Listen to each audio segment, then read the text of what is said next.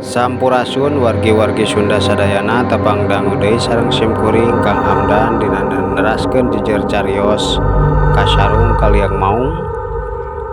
Carita ieu karangan simkuring Pibados.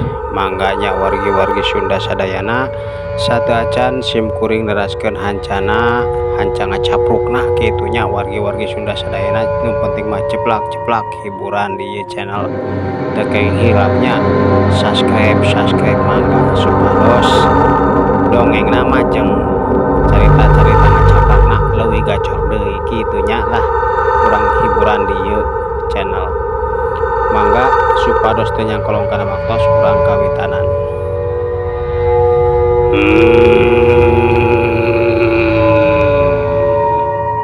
Harita mangomon anu can nyalakeun oburna maranjuk usabab ka karaoke rek reup-reupan poek kadenge sora anu matak leuwas.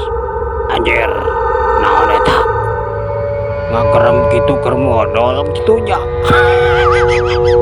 Tapi piraku di dia anu keur modal. Dasar Mang Omon harita jaba sieun pikiranna teh tapi ngacapruk oge. Dasar salmon sar.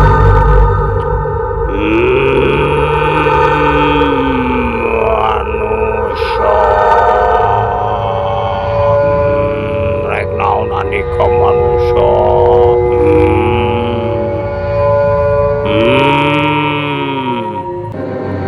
Kadenge deui sora ngagerem sorana handarwan mata luas kana sagala nepikeun ka bujur Mang Omon oge harita kokom podat.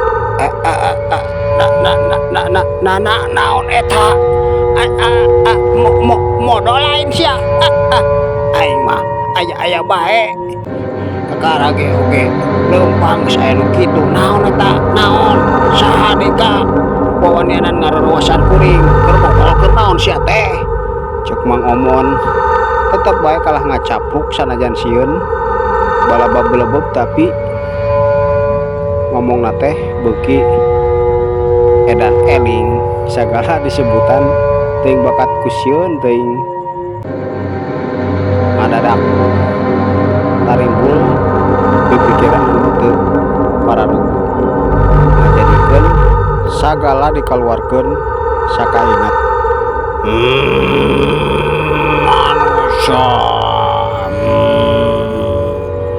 andika ka dieu hayang naon, hayang modal, hayang modal koplok. Sagala modal disebutan sia teh eling teu manusia. Andika saha rek naon datang ka ieu gunung gawat ngomong bising dilebok ku aing manusia.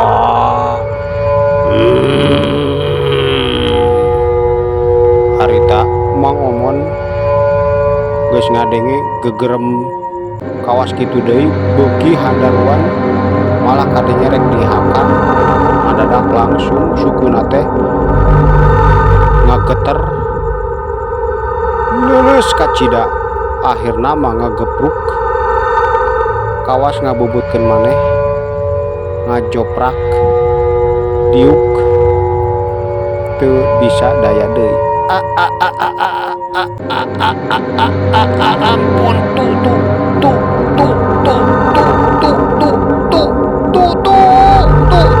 saha sia jurig naon ulah ngaganggu ka kuring kuring mah lain rek naon rek modal hayang beunghar cek Mang Omon ngomongna teh wala-wala ngacapruk beuki edan bae dasar dongeng ceplak ngacaprak itunya jadina teh Mang Omon oge ilu ngacapruk. Da bener sarmon nu bener sia teh hayang beunghar hayang modal di tadi aing ngadenge sia teh hayang modal ka bener sarmon ngomong bising ku aing bener-bener dilebok sia. Sarmon sia teh ngaran teh sarmonnya sanajan bohong oge teu ngomong oge ka kuring nyaho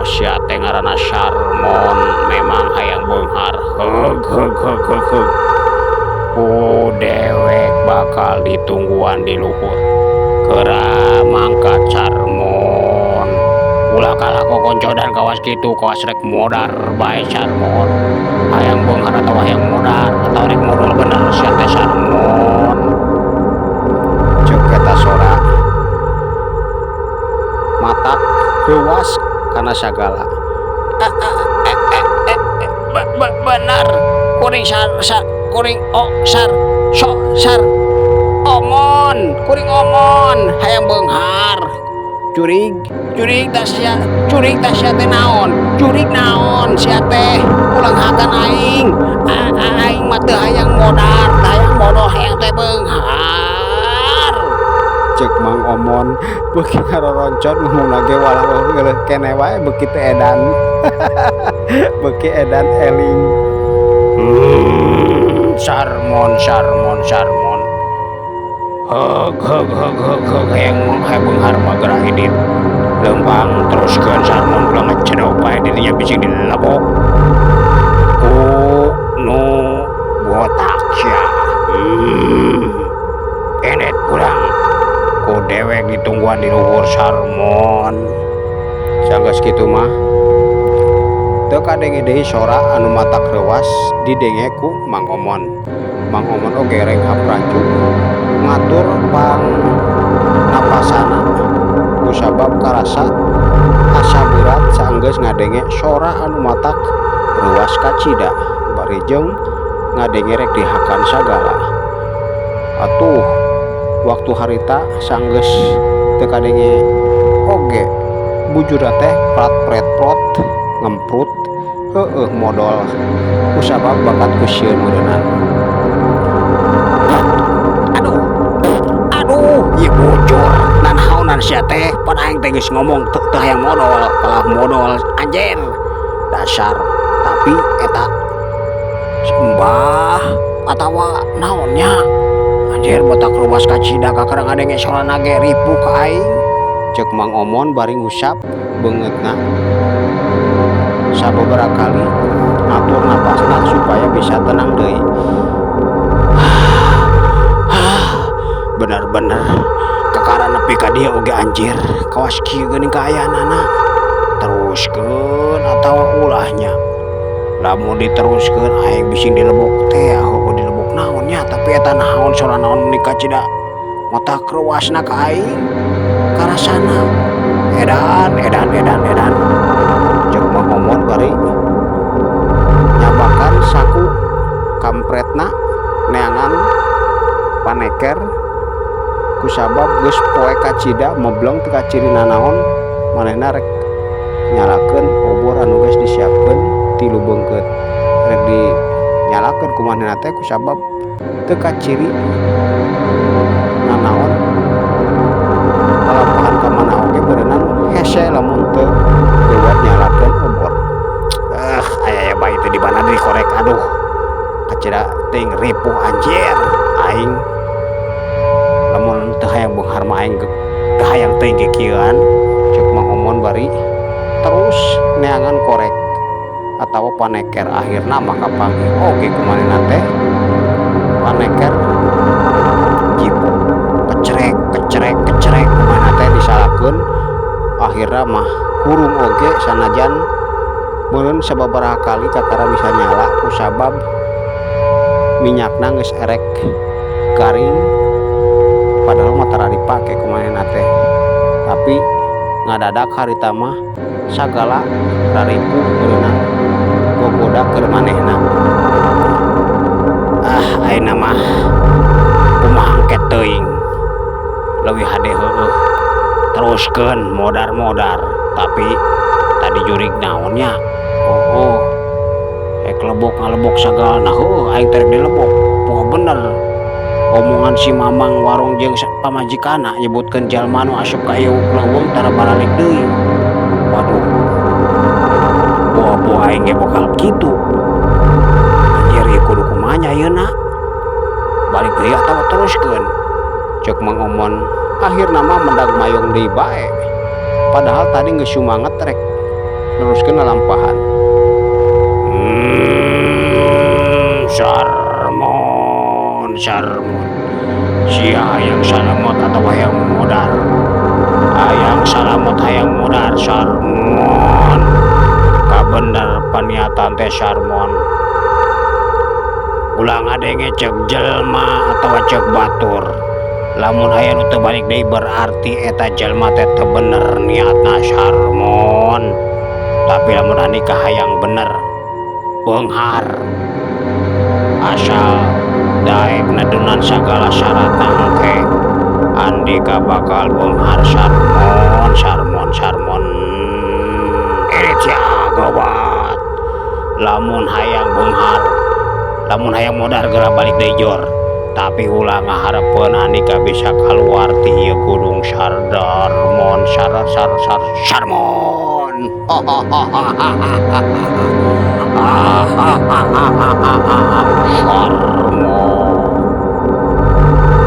Ceuk eta sora kadenge deui mata kreuwas. Akhirna mah Mang Omon sanajan sieun oge kusabab geus ngadenge lamun manehna niat balik deui tangtuna bakal cilaka. Akhirna mah nangtukeun sikapna rek neruskeun lalampahanana. Amun kitu mah aing ayeuna mah kudu indit bae. Daripada aing cilaka mendingan beunghar atuh. Tapi syaratna naon Mang Jurig? Ceuk Mang Omon harita langsung ngagorobok. Sarmon eta mah lain kawajiban dewek sia Sarmon. Eta bangke andika kudu papanggih heula jeung Gusti Raja Sarmon. Gusti Raja naon? Nah andika teh saha? Ceuk Mang Omon harita ngagorowok deui bae. Beuki panasaran ayeuna mah saeutik kareuwasna jeung kasieunna teh laleungitan teuing kunaon, tapi eta kaayaan teh teu karasa ku Mang Omon adadak wani. Jeung deui langsung leumpang bari nyarita kitu.